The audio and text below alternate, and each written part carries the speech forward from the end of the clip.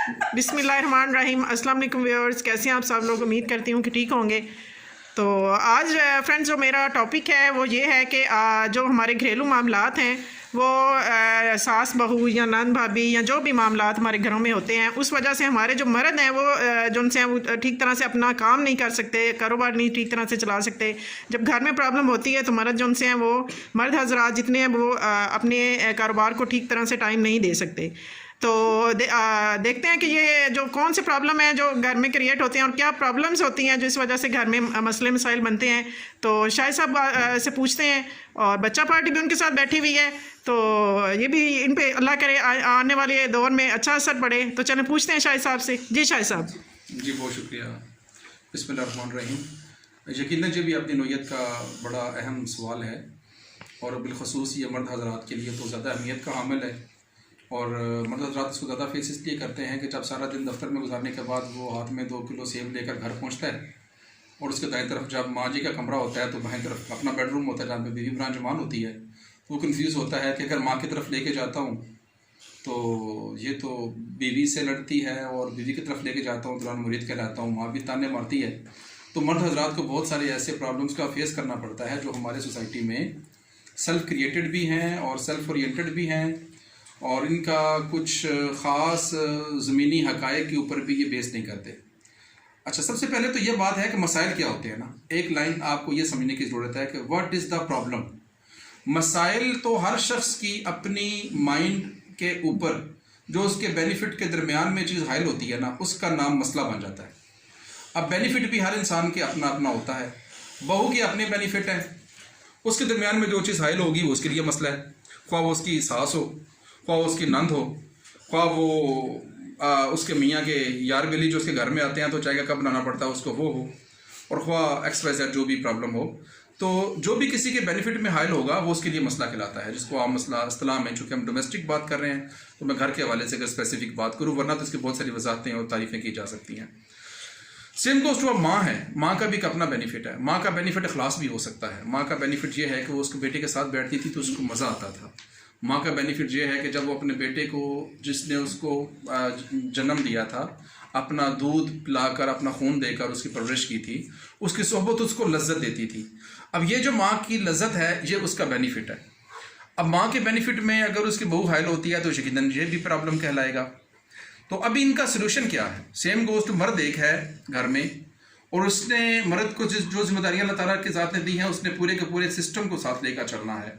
वो सिस्टम उसका indoor persons के ऊपर भी बेस करता है, वो आउटडोर कम्युनिटी के ऊपर भी बेस करता है। तो लिहाजा आल दो ये सारी के सारे मर्द हजरात ने फेस करनी होती हैं। औसत उम्र भी अगर आप देखें तो मर्द हजरात की बहुत कम है औरतों की निस्बत, और अमराज भी आप देखें तो मर्द हजरात में बढ़ती जा रही हैं। सेम गोज़ टू इसका एक हिस्सा, एक इसकी रीज़न वो है जो इसकी तरफ आपने इशारा किया है। घर का माहौल अगर बेहतर हो, घर में मर्द को सुकून मैसर आए तो बाहर की सख्तियाँ मर्द बड़े सीना सफ़र होकर बर्दाश्त कर सकता है, और उसको बहुत ज़्यादा इनकरेज होता है और उसको बहुत ज़्यादा कंफर्ट फील होती है। तो बात यह है कि आपने मसाइल जो, और एक हमारे मसाइल की दूसरी किस्म जो है, वो एक हमारे मसाइल की जो दूसरी किस्म है वो सेल्फिशनेस है। वो सेल्फिशनेस भी तभी पैदा होती है ना कि जब इंसान सिर्फ अपने बेनिफिट को देखता है। वो एक शख्स को बासियत खामद ले रही है, वो उस शख्स को एज ए बेटा तस्लीम नहीं करती। हत्ता कि ये एक बहुत बड़ी हकीकत है कि वो शख्स बेसिकली एक बेटा भी है। वो एक शख्स को एज ए हस्बैंड ही एक्सेप्ट करना चाहती है, एज ए ब्रदर एक्सेप्ट नहीं करना चाहती। ये भी हकीकत है कि वो हकीकत से मुँह फेरने के मुतरादिफ है कि वो सिर्फ उसका हस्बैंड नहीं है, वो एक बहन का भाई भी है। सेम गोज़ टू वो दोस्तों का दोस्त भी है। सेम गोज़ टू वो एक एम्प्लॉय भी है।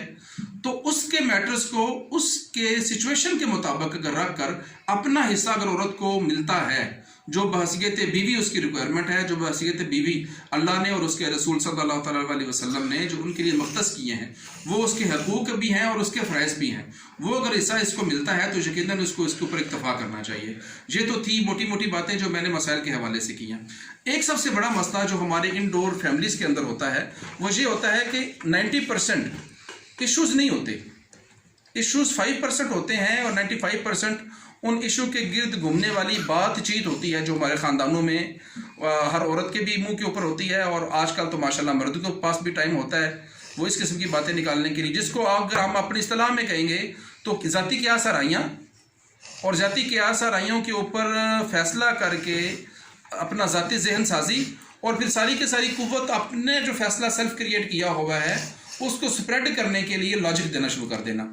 हक़ाइक़ उससे कदरे मुख्तलिफ होते हैं। तो 95% जो हमारे इश्यूज़ हैं ख़ानदान के, वो हमारे सेल्फ क्रिएटेड हैं, हमारे माइंड के क्रिएटेड हैं और हमारी डिस्कशंस हैं, और 5% जो है वो जेन्युइन इश्यूज़ होते हैं।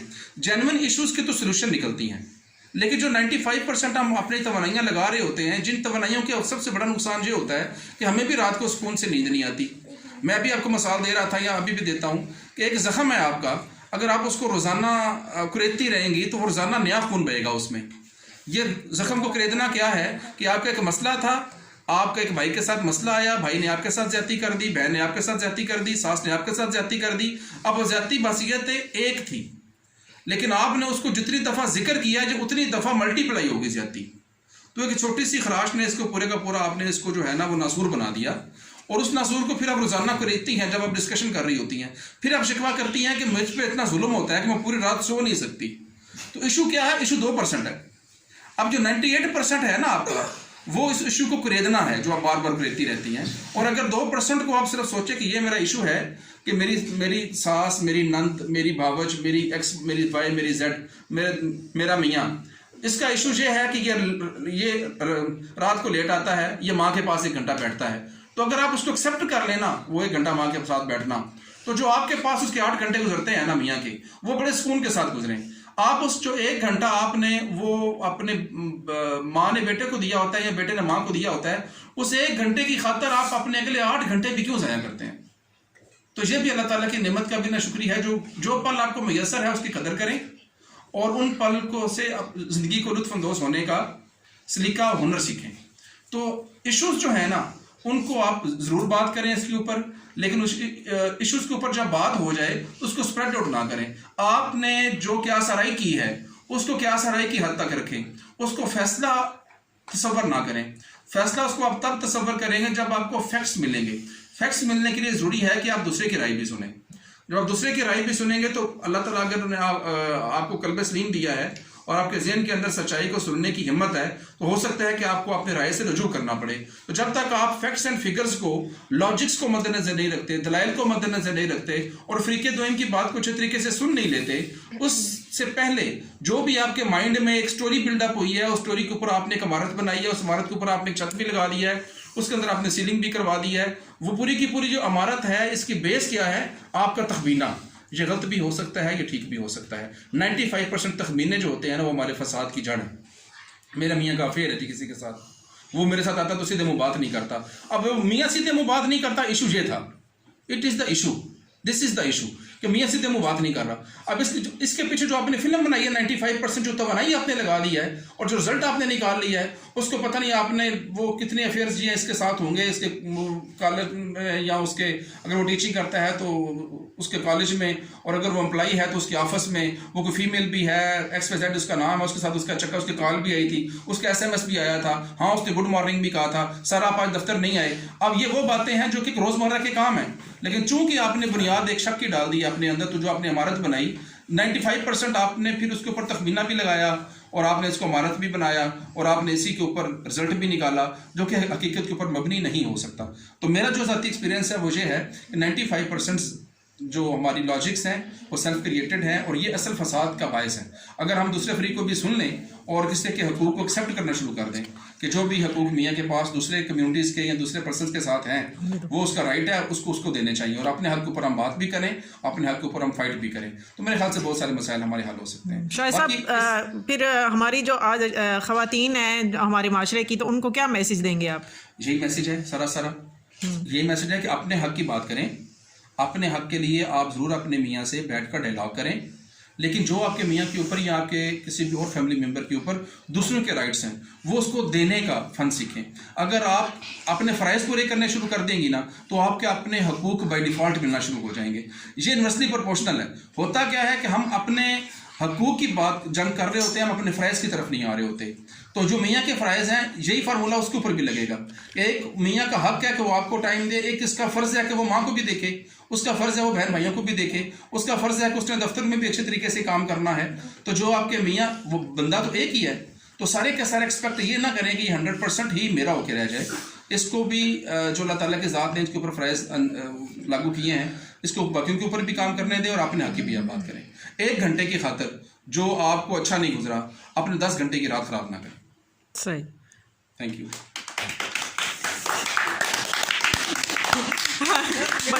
बच्चों ने क्लैपिंग शुरू कर दी है, उनको शायद बहुत ज़्यादा समझ आ चुकी है। तो thank you so much Shahid साहब। तो अगर मेरा चैनल जो लोग फर्स्ट टाइम देख रहे हैं, प्लीज़ प्लीज़ प्लीज़ सब्सक्राइब कर दें और लाइक कर दें। और बहुत ही अच्छा मैसेज था। Thank you so much. अल्लाह हाफिज़।